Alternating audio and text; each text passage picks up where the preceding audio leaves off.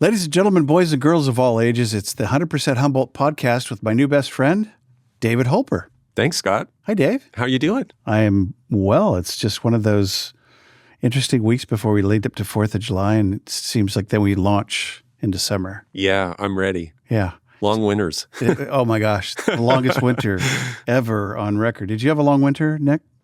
Yeah, Nick's saying, psst. So tell me who you are, what you do.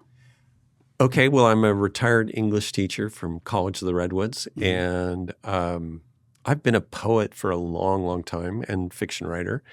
And back in I guess this is the way most people will know me, is back in 2019, Leslie Castellano from the Eureka City Council reached out to me and said the City Council, in coordination with the Ink people, was going to start a Poet Laureate program for the city of Eureka, and wanted me to look over like this guidelines of what they were doing and just say, does this sound workable? Wow. And so I did. I gave her a few tips on like how to maybe do things a little bit differently, but most of it looked great. And I said, looks good. And by the way, can I apply? And she said, absolutely. Sure. So I did.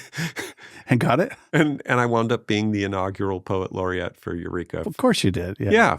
So what is a laureate? So I asked you before, Joni, we were talking on the way over, I go, she goes, find out what a laureate is. Yeah. What is a poet laureate? You told me a little bit about the laurel leaves. Yeah, right. So the ancient Greeks, for the festivals, like for instance, the Olympics and things, they had a lot of games. When you'd win, a race, or you'd win a poetry competition or a drama competition, they'd put these oak laurels on your head and you became the laureate. And that tradition has followed us in Western civilization. Like, for instance, Britain has a Poet Laureate program that's gone on for 500 years. And just recently, they had their first female Poet Laureate. Wow. And the United States has had a Poet Laureate program for about 100 years. Wow. And the current Poet Laureate is Ada Limon, who's a Californian. That's cool. She doesn't live in California anymore, but... And that's selected by whom? By the Librarian of Congress. Yeah, so whoever the librarian is selects the Poet Laureate. And I know a little bit about this because when Billy Collins came and read at Humboldt State University, probably like 10 years ago, after the reading was over, we invited him, the group that I was invited him out, and we sat with him for about 3 hours. Cool. And asked him everything. Like, nice. What do you get if you're Poet Laureate? And he said, you get an office, I guess, in the Library of Congress, and you get your own secretary. And he said he went one time, sat at the desk, met the secretary, and then didn't go back. That was it? And that was it. Did he read some poetry to you? He didn't read any poetry to us then, but he'd just finished like a 2-hour reading, so it was great. So now it's time for cocktails at Plaza Grill. Yeah, right. Better yet. Yeah. So would he recite poetry, or would you call it reading poetry? Or does it either work? I mean, I've seen him read a couple of times, and he can do it by memory, or I've seen him do it with a book, or with a binder of poems. But he's a great reader, very funny. So recite is then from memory. Yeah. Okay, gotcha. Yeah. I can't do that. My memory's not good enough anymore to hold a poem in my head. What was your name again? I know. I forget. Nick, where am I? Where are all these lights? I love going to poetry slams where people can do like a 3-minute poem off the top of their head. Yeah. And I could do that when I was young in my teens, but I can't do that anymore. My memory, I just can't hold. I get nervous and then the poem flies out of my head. Speaking of Europe and poetry, where we go back to see our son, Jesse. Hey, Jess. They live in Utrecht, Netherlands, which is just south of Amsterdam, about a half hour. Okay. It's a smaller version of Amsterdam, and they have a poetry, I don't know what you call it, but it's a brick line that they put one word per year.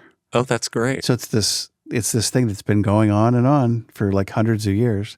Wow. And they add one brick per year, one word per year. 1 year. Yeah, I have no idea. I haven't read it or anything, so... Anyway, so tell me more about your history. How did you get to Humboldt, meet your lovely wife? Well, that's an interesting story. I'm counting on it. Yeah, I left home it was about 1977, and I joined the California Conservation Corps, and I was working as a firefighter in Calaveras County, just up above Angels Camp. Sure. And during that period of time, fought a lot of fires, and then I progressed to working on a portable sawmill for the CCC up in Calaveras Big Trees. And as I went up the feeding chain of, being a Corps member, I shared a room with another guy named Al. And one night, it was probably about 1 or 2 in the morning, Al came running in the room and said, "Dave, there's a fire. We got to go." So I did what I always did when there was a fire. I threw on my Nomex, I grabbed my gear bag, and I was running out the door. I ran out the front door of that building, and I realized, the kitchen and dining facility were on fire. He meant there's a fire at our fire center, right? Not we're going to hop in the bus and go to San Diego. And the fire was so hot, it burned down that kitchen and dining facility in an hour. So the state of California came in, surveyed the damage, and said, we're going to rebuild your dining facility and kitchen, and we're also going to redo your dorms because they're from the 1970s. And so we're going to move everybody into tents for the winter in the foothills of the Sierras in the winter. And it got cold there. We were, we weren't, up that high. We weren't up to Calaveras Big Trees, but it was cold enough, and it did snow there occasionally. Sure. So I said, this is crazy. So I had applied to Humboldt State, and I thought, I better call them. So I got on the telephone, I called, and I got a secretary who said, let me put you through. There's somebody who can take care of your problem. And I spoke with a woman, and she said, well, I can't tell you right this moment, but call me back this afternoon, and I'll let you know. So I did. I called her back that afternoon, and she said, you're in. Just like that. And that's how I wound up at Humboldt State. Wow. And where'd you come from before you were at Conservation Corps? Yeah, I grew up in the Bay Area in Marin County. Okay. Yeah. Just a Marin guy. Yeah, I'm a Marin guy. What part of Marin? In Corte Madera on the old hill that would go over to Mill Valley. Yeah, beautiful place to grow up. Brother-in-law got married there. Beautiful. Yeah, I love that. So is that how you met your wife at Humboldt? Well, no. I think in 1980, there was a recession going on here. There wasn't much in the way of, I put my feelers out for a few jobs. There really wasn't much in the way of jobs. And I thought, I got to make some money over the summer to help pay for next year. So there were 2 girls in my French class who told me one day that they were going to go to Alaska and work in a cannery. Oh, the cannery story. Yeah. Yeah. And Another cannery story. I said, that sounds great. I remember those. So I hitchhiked to Seattle and met them there, and we hopped on the ferry and went up to Ketchikan. Rad. And I got off in Ketchikan, and I never worked in a cannery. I drove cab in Ketchikan for a while, worked on a fishing boat, worked on a dam that was being built there, did all sorts of stuff. But I worked there for a couple summers and made enough to keep going to school. Including a cannery? Never worked in a cannery. I went in a cannery one time, and that was enough. And that was enough. It really smelled pretty bad, and I thought, I don't want to do this. Hardly. Yeah, no, I remember fellow students at Humboldt State, now Cal Poly, if you must. So kind of an ongoing joke. They would live there for 6-8 weeks and live on the freezer in the back of the cannery and rat hole every penny. And they would make $8 or $10 grand, and that would feed them for the next school year. Oh, absolutely. And they could figure it out because the wages were enough. And, that's very different from mom and dad writing a check. I remember when I was driving a cab, I picked up people who were working in the canneries and drove them back to their campsites wherever they were camping. And frequently they would have a garbage bag, typically a black garbage bag with the salmon that had not been put in the cans yet, and they would eat that. That'd be their dinner. I tried it one time. I'm like, I'm never eating that again. Really? Was it just dreadful. Terrible? Yeah, it was dreadful. The stuff they wouldn't can. Well, before it's canned, it's not very good. It's really salty. Oh, really? Okay. Yeah, you wouldn't want it. Do they barbecue it, or do they just? They would just heat it up in a pan. They were so tired by the time they did a shift at the cannery. Oh my gosh, yeah. I remember talking to different guys going, that would be a rough thing. So yeah. So you graduated from Humboldt State? But let me tell you the rest of the story because you asked about my wife. Please. So when I arrived in Ketchikan that day, I took a bus downtown because somebody had said that the Forest Service was hiring. And I'd already been in the CCC. So I went down and I wound up talking to a woman from the YCC, the Youth Conservation Corps. And she said, well, do you have references? And I said, sure, you can call the fire center and talk to my crew boss. And so she did. And I was sitting in her glassed-in office in the Forest Service building, and I saw this cute redhead walking by, and I thought, I'd like to get to know her. And it turned out that she was the driver for the YCC. And that's how I met my wife, Michelle. That's funny. Yeah. So did you got on with the YCC then? Yeah. And then she was your driver? She drove me around Ketchikan, and I got on a float plane and flew out to Prince of Wales Island, where I was out in the boonies doing stream cleaning for... Does she still drive you around ever? Yes, sometimes she does. And sometimes you drive. Yes. I like it. So you were a professor then at CR? Yeah. Okay. How long were you at College of the Redwoods? 23 years. Which just sits right over here on my map. Oh, yeah. It's right over there on the I can see middle it. part. Yeah. Yeah. Yeah, you can see it. So how many years? 27? 23 years. 23, wow. Plus another 10 years teaching in Sacramento. Wow. What'd you teach there? I taught at a couple of high schools, Catholic high schools, taught English, the same thing, composition, literature, creative writing. So left Humboldt and came back? Yeah.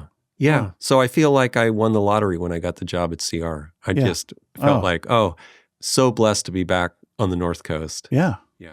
Well, it's a state job and it's got it's retirement. It's got all the things one would like. And we were starting a family. So, we could have our kids here, right in the heart of nature. And it wasn't a long drive to the beach. Right. Or to the forest or the mountains. Our date night is 5 minutes to Huda Point and Camel Rock. And oh my gosh. Throw the van open and it's picnic time. I was telling Nick before we started, all it would take for me to remember how blessed I am to live in a place like this is go to a conference in LA or Chicago or wherever. And I would fly back in, I'd get off the plane and I'd think, wow. What am I doing? Yeah. I don't mind going to those conferences, but every time I'd come back, I'd think, this is the place. This is where my heart is. It's really interesting. Yeah.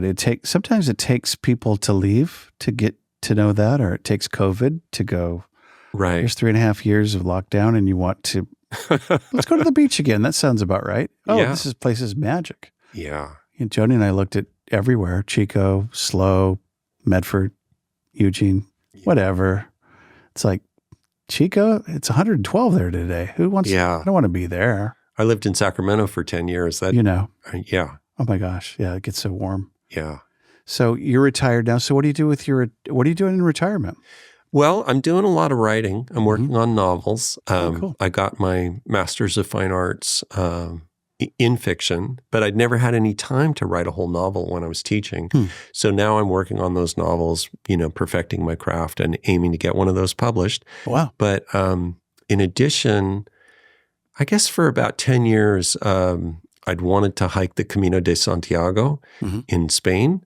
And for people who are unfamiliar with that, there are a variety of routes that people take. And the reason why they go to the city of Santiago is because, according to Catholic lore in Spain, St. James is buried there. And they call him Santiago. They don't refer to him as St. James.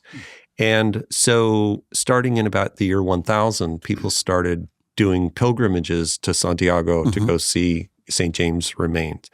And the most popular route runs from France just over the border in a little town called Saint-Jean-Pied-de-Port, and it goes pretty much due west right through the Pyrenees and then across the plains of Spain to the city of Santiago, 500 miles. So that's the one I did. Our friend Paul just did that from Catalyst Church. In yeah. He did part of it. I think he did maybe 200 miles of it. Yeah. He said it rained a bit.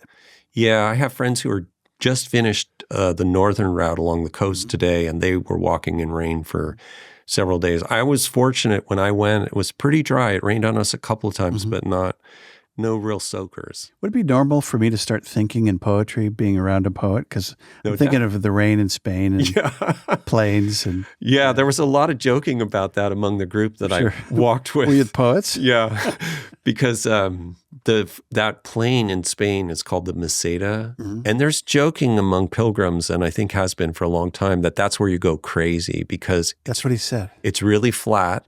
and there's no trees. It's wheat fields as far as you can see in any direction, and it gets hot. And I was hiking through the Meseta in July, and the first part wasn't so hot, but then I stopped in Leon to visit some friends for a few days, and when I started again, it was 105 every day for 2 weeks. Wow. Yeah, and I'd get up at 4:30 in the morning and get out and start hiking. Miles. Yeah, get my miles before it got too hot. How far did you do the whole thing? Yeah, I did the whole 500 miles. That's pretty rad. Yeah, it was a great experience. That's cool. Yeah, and I thought I was going to go by myself. I thought this is my pilgrimage to set aside the first part of the second third of my life, the work part, and to prepare for the last part of my life.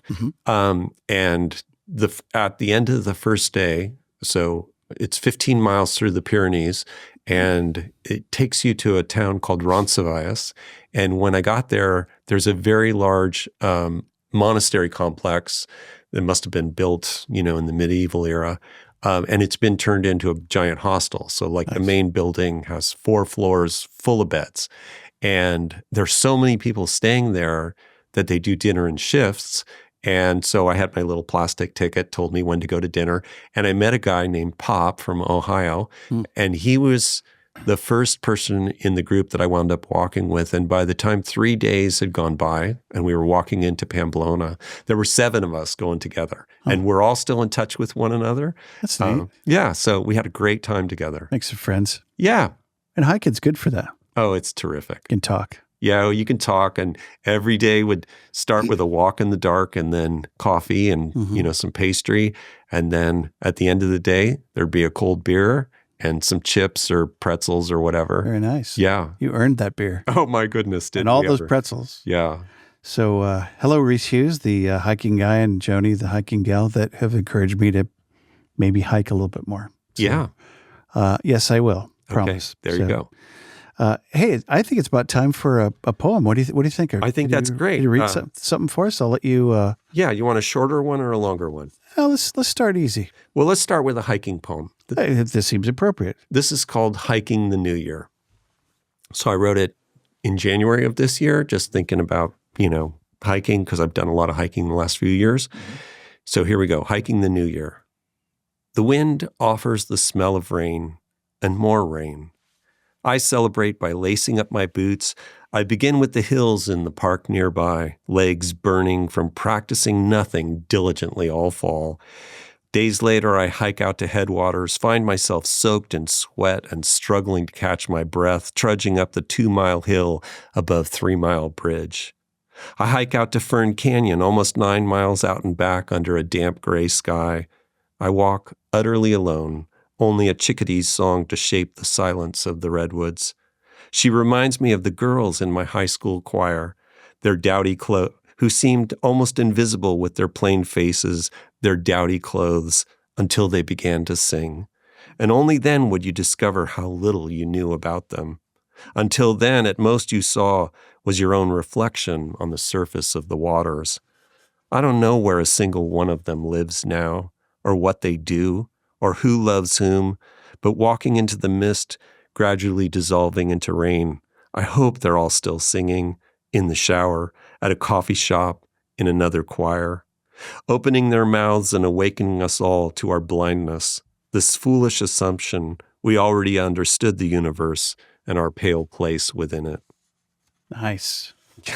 I like that. Yeah. Do you like that? Nick says he likes it. Thumbs up. Yeah. Yeah, that was great. No, good one. Those are hikes that I actually understand a little bit of. Yeah, right. Joni's taken me on a lot of hikes, including freshwater. Yeah. I'm sorry, headwaters and freshwater. Yeah.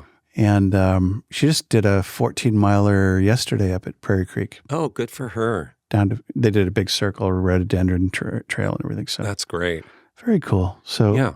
How does Humboldt inspire you as an artist and as a poet and writer? I think when I first got here, I wound up taking a couple creative writing classes right away. And I was really fortunate at then Humboldt State. The 2 creative writing teachers who were married to one another and shared a single position were Jory Graham and Jim Galvin. And Jory Graham is probably one of the best-known poets in the United States at this point. Wow. She holds the rhetoric chair at Harvard, and she and Jim Galvin aren't married anymore, but Jim Galvin teaches at the University of Iowa, and they're both really noteworthy. Wow. Yeah, he's more a fiction writer, but he's still a poet as well. And she, among intellectual poets, is probably the premier intellectual poet of the U.S. They're part of the English department at Humboldt State? Yes, and so in Jim, the day. Yeah, and Jim taught fiction and Jory taught poetry, and I got to study with both of them. Cool. And they introduced me to what then was the poetry scene at the Jambalaya, which was the happening place for poetry in Humboldt County. That's right. And they stayed until I was a junior, and then they asked me if I would edit the Toyon, the literary magazine at Humboldt. So I got involved in that. Is that still published, Dave? Yeah, it's still published, still coming out. It's very different than it was then, but it's become a class now. Then it was sort of a fly-by-night thing. I just asked my friends, help me select the poems and the stories. Throw up into a magazine. Yeah. And I was at Bug Press doing the layout one night, Yeah. So it was really sort of the torch was passed from one person to another. Remember Jim at Bug Press? He used to own it.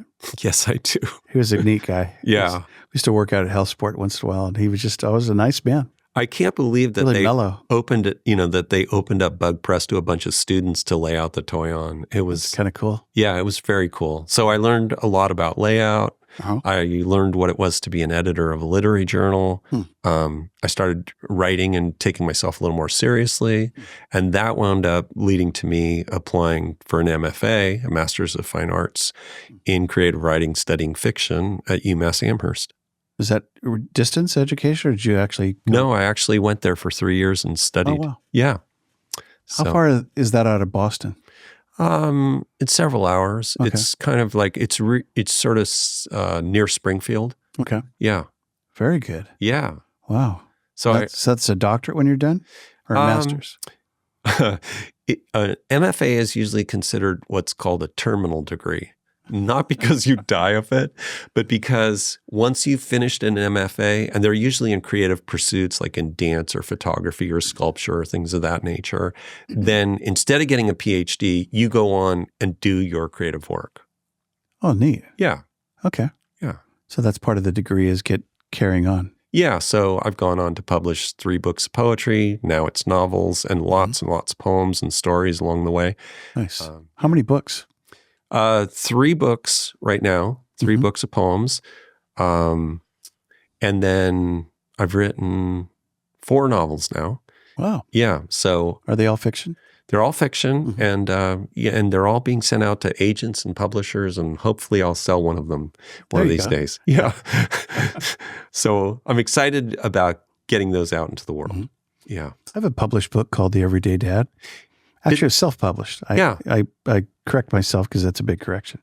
Not anymore. Yeah. No, I think, people ask me, are you going to be successful? And I say, I'm going to be persistent until I succeed. And the reason why is there's a young gal, or she was a gal named Amanda Hawking, who I think it's from Minneapolis, and she took after high school, she took a couple of community college classes in creative writing and then started writing novels. So she wrote a first novel, sent it out, no agent, publisher, nobody would touch it, just got form letters back. And she kept on writing. So she wrote book after book after book. She wrote 11 books, none of which were published. Wow. That's just an amazing feat, I think, that, with no recognition. And then on the 12th book, she decided before she wrote it, she should go do some research on the marketplace to find out what was being published. And here's what she did. She went to the local Walmart. She saw that it was mostly paranormal romance on the shelves. She went home, and in 16 days, she wrote a paranormal romance. And then... And changed her name to J.K. Rowling. Wouldn't that be fitting? No. Then there was something going on with the Muppets in Chicago, and she was really into Muppets, and she wanted to go see it, and she needed $300 to be able to go see the Muppets. So she decided she was going to self-publish her 12th book on Amazon as a KDP book, and and make $300. That's all she needed. So she put it up there, and it started receiving a lot of positive reviews. And she made the $300, went to the thing in Chicago, saw the Muppets, came home, and the book began to sell quite a bit. And pretty soon she was making, I think, about $10,000 a week off her book. Wow. And then Bedford St. Martin stepped in and offered her a book deal because she was so successful. Wow. And she, at the time she had that success, she was one of the top 10 authors in the United States. Really? Okay. Yeah. So, I think it's just a matter of perseverance. You have to keep at it until you succeed. That's really true for all of us. Yeah. Yeah. Yeah. Did you ever know the guys at One Way Bookstore? Oh, yeah. Produced a lot of McDonald's books. Yep. Yeah. Yeah. They were kind of local legends. So kind of back to where my question was going, I'll make it a little bit more specific. So when you go out in nature and you're hiking, does that promote your poetry, your internal poet? Yeah. I've written a number of poems about the local area, about hiking out to headwaters. Mm-hmm. Before it was illegal, I wanted to go see Hyperion Tree, which is in Redwood National Park. It's the tallest tree in the world. Oh, yeah. So but you can't see it anymore. No, you can't go there. You could, but I think there's a $5,000 fine for going to see it. But before it was illegal. Let me show everybody where it is on the map. Oh, yeah. It's right on that upper corner. That's right. Yeah. And now everyone knows. We've narrowed it down. Yeah. Well, I found the directions and I went and I saw it. And and the thing about going to see Hyperion is when you're on the ground, you can't tell it's the tallest tree in the world. Right. It looks very similar to other trees around it. It's in the Redwood Creek Basin, somewhere up that way. Okay. Yeah. And so I went home and I wrote a poem about that. And it turned out to be a pretty good poem.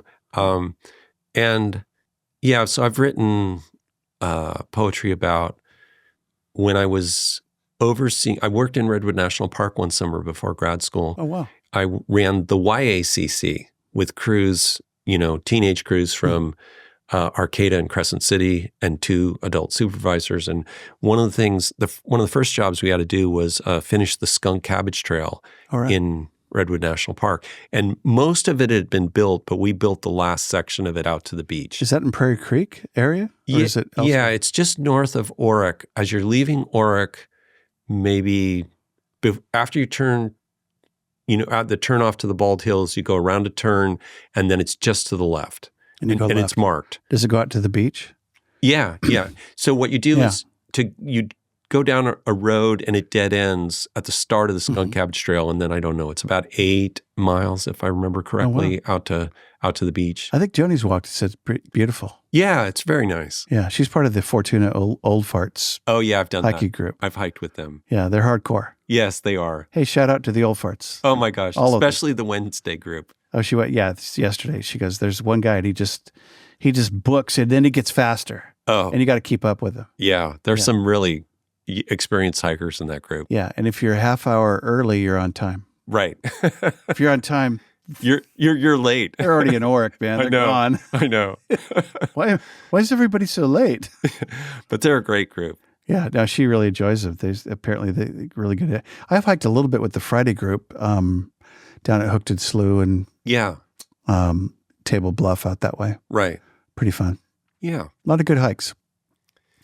Well, can I give you another piece of inspiration? I am ready. Let's do this thing. Okay, well. Absolutely. Since we've been talking about Cal Poly Humboldt, this was an experience in that French class where I met the 2 young women who I went to Alaska with. But there was another young woman in that class, and this poem is sort of dedicated to her. Okay. It's called Crush. Crush. While I was muddling through college French, there was this girl, blonde, petite, perfect, a magnet of grace and intellect, realigning my sense of gravity. I sat several seats behind her, watching, waiting. All semester, I listened to her perfect pronunciations, the lilt of her voice making words into magic. Her sense of style rearranged the order of everything. Her fine pearl-colored blouses, designer black jeans, those leather boots, the way she bent all the light toward her when she walked into the room. I thought if only I could just tell her how the scent of her every Tuesday and Thursday afternoon transformed my heart into a raven, sitting on some remote redwood branch, calling out into the emptiness, bringing treasures, suffering for even a morsel of affection. I was not very good at French, to be honest. I didn't give it enough time, only wanting to saunter the streets of Montmartre, pen stories like Hemingway. One day I decided French meant nothing. What mattered was the courage to speak to her. During a break, I followed her out of the classroom, down the hall, to the elevator. When the doors sealed us into silence, I summoned everything I had and asked her. Predictably, she said no. She already lived with someone, a professor, I recall. What happened after that? Well, we ossified in that tomb, listening to the sound of our stilled breath. The doors opened only after all the oxygen was gone.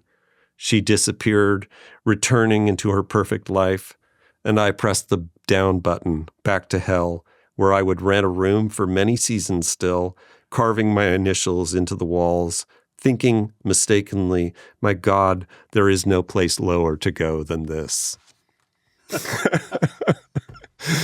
That's pretty good. Yeah. I like that. Yeah. Because we all knew that gal. Oh, we did. Yeah. She was amazing. And she smelled really good. I'm glad you caught that. Oh, yeah. Yeah. Yeah. Yeah. And I didn't make that part up about the elevator either. Yeah. And you mustered the courage. Yeah, to ask her. And she said, well, not really. No, I live with a professor because professors are very moral and they never date their students. I guess in those days, that wasn't so much an issue. No, I had a Bob St. Peters by name. He was I'm a recreation major, which my kids go, is that like recess? What is that? Yeah. And I go, don't worry about it. It's liberal arts. And I did okay. Yeah. And, but he married Valerie, and I'm sure she was over 18. So it was probably legal in the state of California. I'm sure.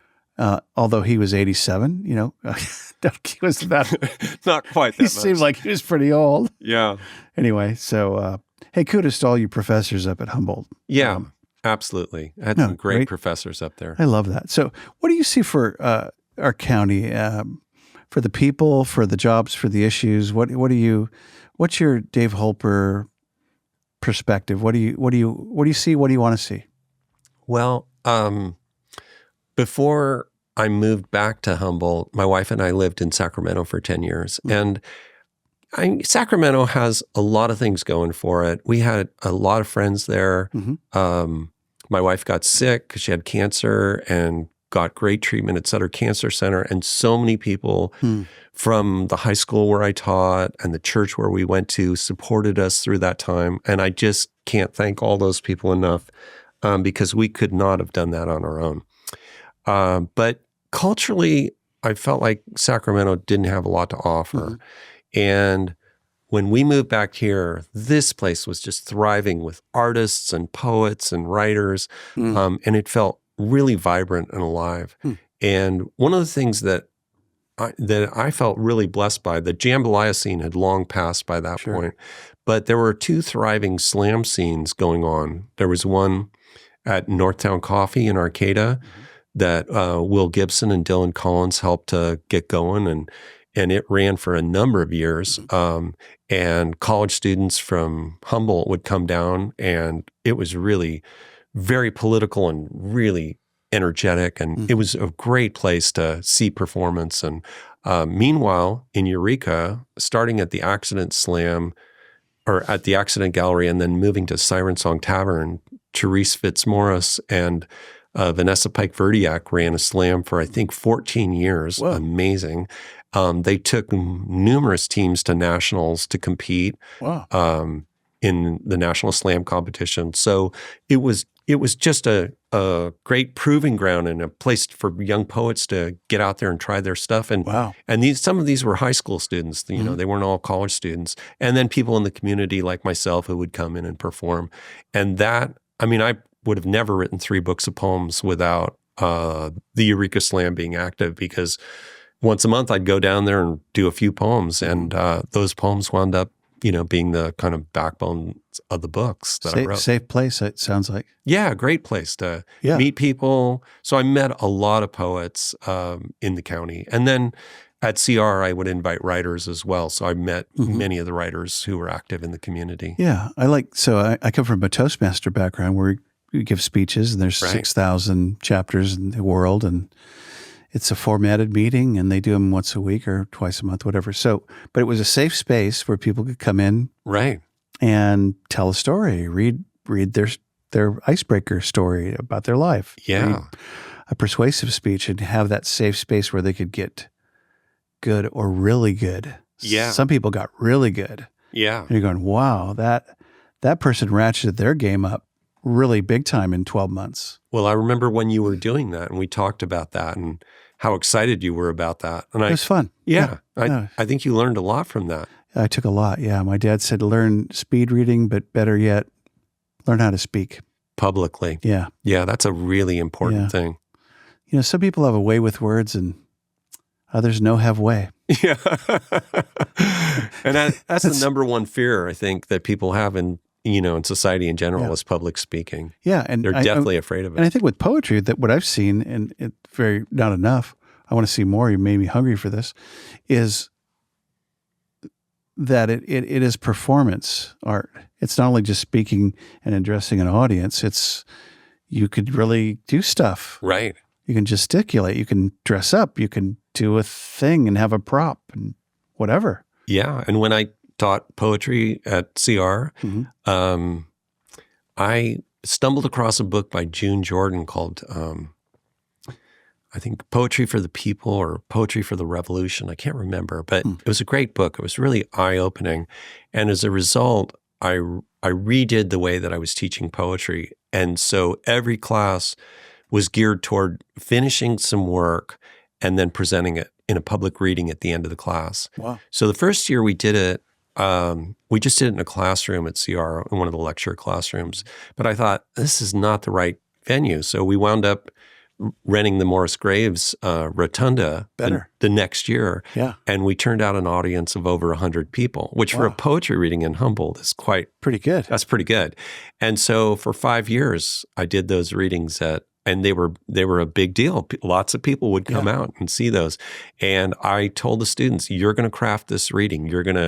I'm going to get up, I'm going to introduce you, and then it's all you. It's all you. Yeah, you guys have to figure out, are you going to do it in costumes? Are you going to use props? Will there be food and drink? Like whatever you want. Wow. But you have to do it. It's so your they could reading. really get creative. Yeah, and you have to name yourselves as a group of poets, and so they'd come up with a name. You have to create the poster for it. They went on AHum and did readings of their poetry to help promote the event. Very cool. Yeah, so I really got them to get out into the communities. I like that. So they learned not only how to write a poem, but how to perform it and how to put on the reading. Speaking of which, I bet you have another poem with you. Can we do one from the book? I like that Scottish term, but if there's another one that's more clever, that would be cool. So this latest book is called Language Lessons, a Linguistic Hegira. And a hegira is like a spiritual journey. Mm-hmm. And there are, just so you understand how the book is structured, there are 109 poems in this, which is to mimic the japamala, which are the prayer beads that Hindus use. The 108 prayers basically on the japamala. And then the final bead is like the divine bead. So that was the idea, is to do 108 plus a special one at the end. Okay. Yeah. And these are from words that are untranslatable. You can explain them in English. Yeah. But they're not. There's no one word. We don't have it. We don't have it. It's so limited. Actually, when you start reading the Greek and different things, you go, English is so limiting. Yeah. I love it. Let me find you a good one here. And real quick, when you're finished with this, I'd like you to tell us how to get a hold of you and buy the product. And sure, we'll do a shout out here and one at the end. But we could buy your work. We could find it. Easy to find. You're online? I am. I've got my own website, davidholper.com. Couldn't be any easier than that. You're on Facebook? And I'm on Facebook. I'm on Instagram. Nice. And I've got my own website. Do you do TikTok readings? I did TikTok for a little while, and I didn't really care for it. Mm-hmm. But I did start a YouTube channel, so there's a bunch of performances of me in front of a camera doing poems. Plus, you're on Access Humboldt too. Yes, yeah, right. So it's not hard to find me. See you frequently on that. Yeah, yeah, it's good. Okay, so this is an Italian word. The word is gattara. It's an elderly woman who cares for stray cats. Ah, yes. It's like Nick's neighbor down the street. There she is. You know this story. In the news, they were reporting that when the old lady died, they found 100 cats in her house, all well-fed, strays, every one, living in the lap of luxury. Don't be jealous if in her will she left her millions to the mangy lot of them. Perhaps you were a stray once too, and understand what it is to be picked up by the scruff and saved. Nice. I like that. That's a good one. Okay, I'll do a couple of these. Sure, go get for a it. sense Yeah, of this. take your time. Let's see. I like those. Yeah, these were fun to write. And I wrote these really quickly.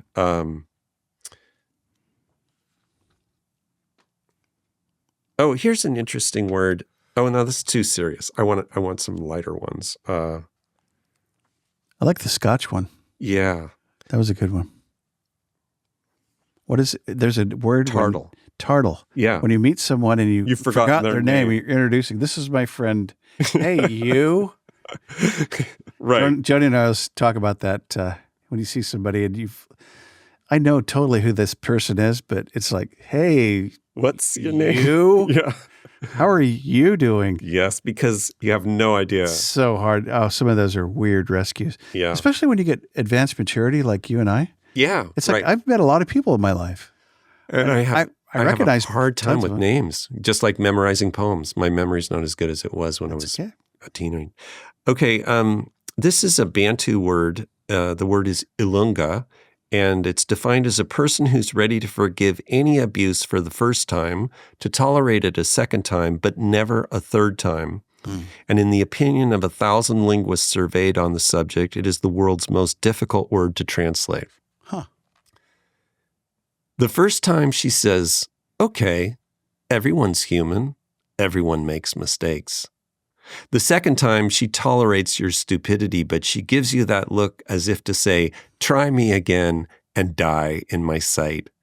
Yes, you best heed the warning before you figure out the difference between figurative and literal. Heed the warning? Heed the warning. The look is enough. I think I know that look. I've seen that look a couple times. I have too, yeah. Ah, the look. Yes. This is a great word. I'm not going to read the poem, but this is one of my favorite words in the collection. It's a German word. It's a noun, and it's Backpfeffengesicht, and it's a face in need of a fist. Oh, you sure you don't want to read it? Okay. It's not, it should be funnier, but. I've met a few of those today. Haven't we? Haven't we all? I've seen a few online. Okay, here it is. Face it. When he smiles, that smug smile of his as if to say, I'm gloating in your pain, you feel your fingers curling into a fist. You imagine how this face just needs a knuckle sandwich to punch away the smugness. What you wouldn't give to be the one to deliver that fell blow just so you could smirk while he wiped away the blood, fumbled for something broken, asking, why the heck did you do that? While you smile as if to say, you have the rest of your life to play the fool. Why not take today off? You get a day off. Yeah.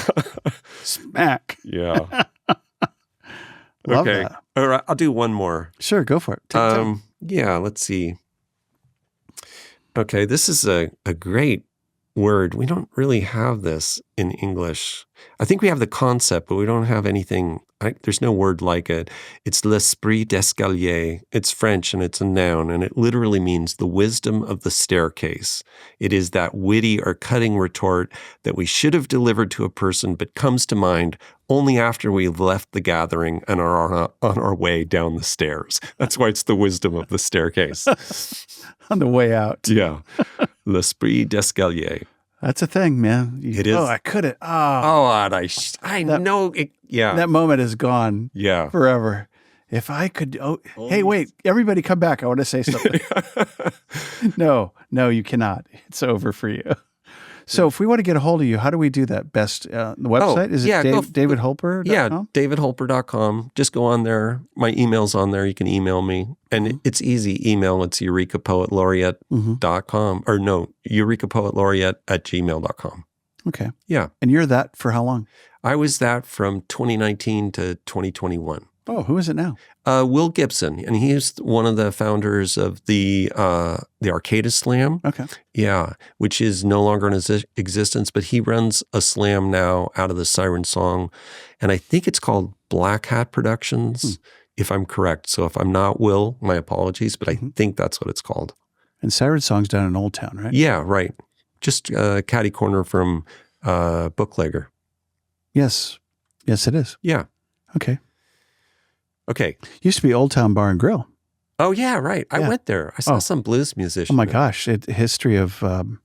lots of bands. Bands that came through that were amazing. Yeah. Apparently, the history of that from the 70s and into the 80s was stellar. We saw a guy named Bruce Coburn there. I know Bruce Coburn. Yeah, he's been through a lot of times here. Yeah.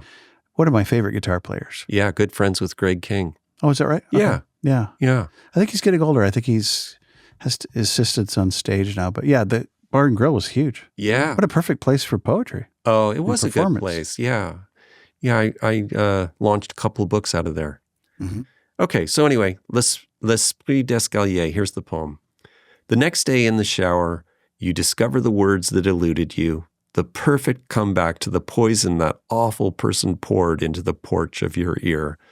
If only he were here to feel the fire of your scalding wit, what you wouldn't give to see him roasting alive in his richly deserved humiliation. Richly? You so richly deserve my wrath. Yeah, funny how we could really word it up after the fact. After the fact, we have pretty dull stick otherwise. Yeah. Yeah, well, same to you. Yeah. Yeah, right. You jerk. Yeah. Like, what? What are you doing? Yeah. So you mentioned the magic of Humboldt, not your words, mine, but what do you feel like we have here that is not in SAC? You said community. I heard that. Yeah, we definitely have community. And because we're kind of spread out all over the place, there are these little micro communities that I belong to, like the faculty at CR, the poetry communities in both Arcata and Eureka. I wound up getting involved with something called Poetry Out Loud, which is a program the National Endowment of the Arts started years ago. And it's a kind of tantamount for poetry to like what a spelling bee would be. Okay. So high school students all over the United States, if their high school participates in Poetry Out Loud, they memorize a few poems. They have to be from the Poetry Out Loud website, so they have to be published poems. And so they select two, and they take part in a high school competition. Whoever wins that goes to the county. Whoever wins the county goes to the state. And whoever wins state goes to nationals. Wow. Yeah. So both my daughters participated in Poetry Out Loud. And my younger daughter, Catherine, won at the county level and went on to the state and got into the top 6 for the state of California. And I don't know how many there were total, but it was most of the counties in California. Proud dad moment, yeah. Oh, yeah, it was awesome. I thought, pretty cool. She's going to go to nationals, but she didn't quite make it. The top 2 were amazing. They were just phenomenal. Yeah. Yeah. So Toastmasters does the same for speaking. Right. And you get to Sacramento or to the Bay Area and you go, these guys, wait, this thing's all been like paced out and it's got theater and there's like props, and I'm going, really? My speech was good, but this thing's off the hook. Yeah, that's how I felt about the 2 performers they were from Sacramento and from Oakland. Next level stuff. They were phenomenal. Yeah. Yeah. That's cool that she went all the way, though. Yeah, though. Part of the way. She's really gifted. Both of them are gifted with language. Hey, the part of the show. Yeah. Where I'm going to read some poetry. All right. Perfect. Just kidding. So favorite parts of Humboldt for you. So you're a hiking guy. So top 3 hikes. You have 3 days off. Okay. You can go to 3 hikes. Do it right now, But you used to be able to go up the ridge where Lady Bird Johnson is and go up beyond that to Dolison Prairie. So it's just beyond the fire station. It's about 11 miles up the ridge. And then go down from Dolison Prairie all the way to Emerald Creek, over the ridge, and all the way down to the Tall Trees Grove, and then turn around and go back up. That was the whole thing, yeah. Yeah, that was 13 and a half miles and about 3,300 feet of climbing. It's pretty good. That was a really good workout to get back in shape. But Joni said there's a big redwood on the, it's almost, it is impassable. Yeah. So once you go through all the prairies and you go into the forest, there was a big blowdown a couple of years ago. And, I understand why the park hasn't cleared it, because it's probably a ton of work, and it's a trail that isn't used that much, but boy, that was a beautiful trail. Yeah. I loved hiking that. Headwaters. I love hiking Headwaters. Headwaters. A tough one that I've enjoyed doing a lot more recently is Grasshopper Peak, which is down in southern Humboldt. Really hardcore. That's 3,400 feet, pretty steep.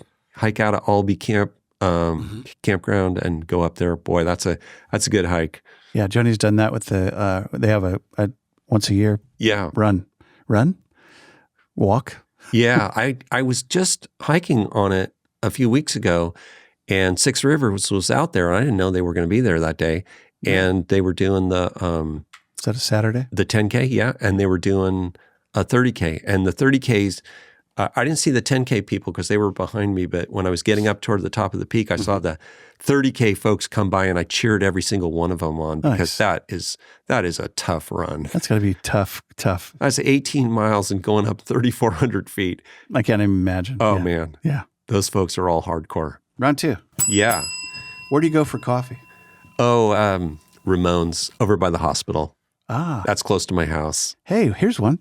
If you could go anywhere you want in Humboldt and read your poetry where would I read? To an audience that magically showed up, where would you read?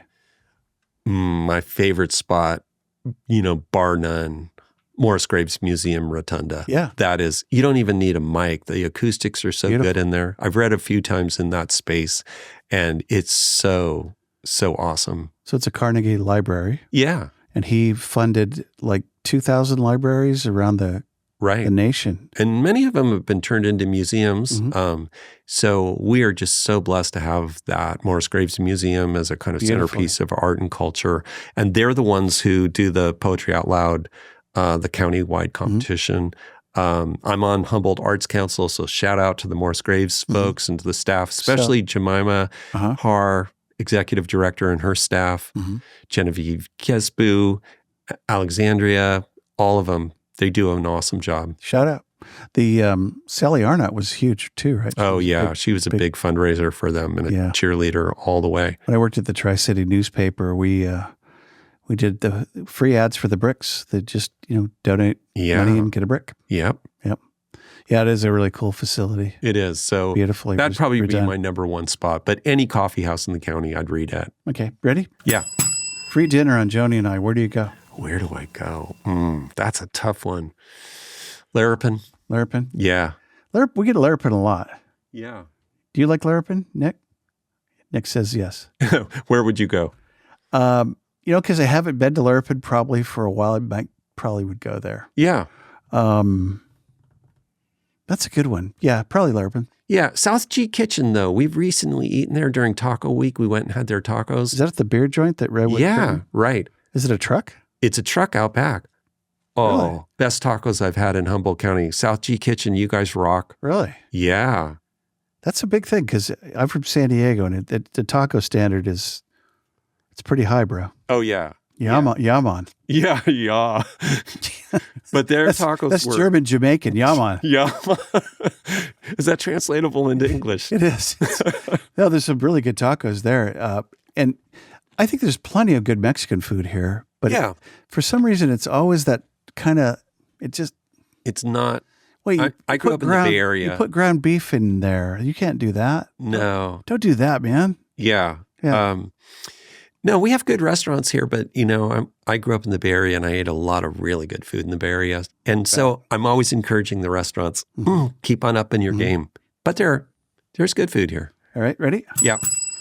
You're going to go write a poem. Yes. And you're going to go to one spot and sit for 4 hours and write maybe mini poems. Where would you, if you had to sit and stare at one vista point or one spot on that map? Well, because it's summer. It's summer now, and the waves aren't monstrous. I would take a folding chair, and I'd go out on the North Jetty in a safe spot. I'm not going out. You're not going to go. I'm not like the guy who drove his truck out there on a stormy day. No. Washed away. And I'm going to sit out there and write some poems. That'd be a great spot because you'd have it all. Yeah, I actually, when I was Poet Laureate, I went out there and wrote a poem called North Jetty. Oh, wow. Yeah. Okay. Yeah, it's a good spot to sit and think, because you got the Pacific rolling in, you've got seabirds. It's quiet, and that's a good spot. I have another spot for me to go write poetry. It would be in Malal Dunes. Oh, yeah. When you walk back on the dunes, there's a really high one that just looks east at everything. Yeah, my pastor and I went and shot a video up there on the top of one of, I think on the high one. And yeah, I hadn't been up there in a while. And boy, you get a view from there. It's really neat. Yeah, you can see way north and way south. I know. It's an amazing spot. Strawberry Rock would be nice. Strawberry Rock would be good too. Yeah. You got to be young to do that whole, there's a rope I've done it. at the end, I've done it with my family. That's pretty rad. Yeah. Can't take the lawn chair up there. No. Well, you could, but you'd have to sling it over your back. Or throw it up to somebody. Yeah. That's great. So tell us more about what you want to see on your tombstone. Okay. What's your end of life poem, if you have one? Or who has one? You might. I don't know. But if I have one, but what do you want to be remembered for? What are we saying at your? I think I'm going to have a 2-sided tombstone. So on one side, it'll say David Holper, the years that I lived, and it'll say poet and writer. And on the other side, there'll be a recipe. Nice. Yeah, I like it. Yeah, like I've seen a tombstone for this. I guess it was a grandmother who everybody was always bugging her for this recipe. And she's like, when I die, you can have it. So she put it on the back of her tombstone. The chocolate chip oatmeal surprise cookie. That's it. Like nobody knew how to make it, but now hilarious. They do. Yeah. I like that. I was thinking of like a record album, like on one side it would have this and on the other side it would have, I don't know. Yeah. Lyrics. Right. Yeah, I like that. Yeah. Well, appreciate you coming. Tell me one more time, shout out to you in terms of how we could support you. Sure. Support poetry in Humboldt County. Yeah. Poets, et cetera, et cetera. Well, let me just start by saying, there are a number of really great bookstores here. Northtown Books, I think, has copies of my latest book of poems. Eureka Books, Booklegger, both of those in Eureka. The Morris Graves Museum downstairs has that. The little gift shop, they have some books, copies of my book. I know. Eureka Natural Foods has copies in Eureka. So any of those places, and if you can always order it through Amazon if you can't find your way to any of those shops. And davidholper.com. davidholper.com. Hey, we have time for like a 1 minute quick one more if you want to just pick one. Let me pick you a quick poem. That'd be great. I'm going to pick you poem 109. Let's go with that one. Which is the word Silah. So it's a Hebrew word used 74 times in the Hebrew Bible, 71 times in the Psalms, 3 times in Habakkuk, and no one knows what it means. Not anymore. So I think probably the best guess is it means stop, pause, and think of this. Silah. At the end of one journey, we often miss how our footsteps fall in the place where another journey always awaits. In order to learn such a lesson, one must walk the great dusty distances into silence, where, if you're listening carefully, you will recognize the footfalls of those who have passed before you, and all those who will by necessity follow. Perhaps in understanding your place in this hijira, this spiritual journey, you can see the beauty in offering some grace to another along the way. In such practice, what journey is ever taken alone? Thank you, David. That was amazing. Thank you. Appreciate you coming on the show. Thanks, Scott. It's a pleasure being here. We'll look for some poetry events and look for you. Sounds good. All right. Thanks again. All right.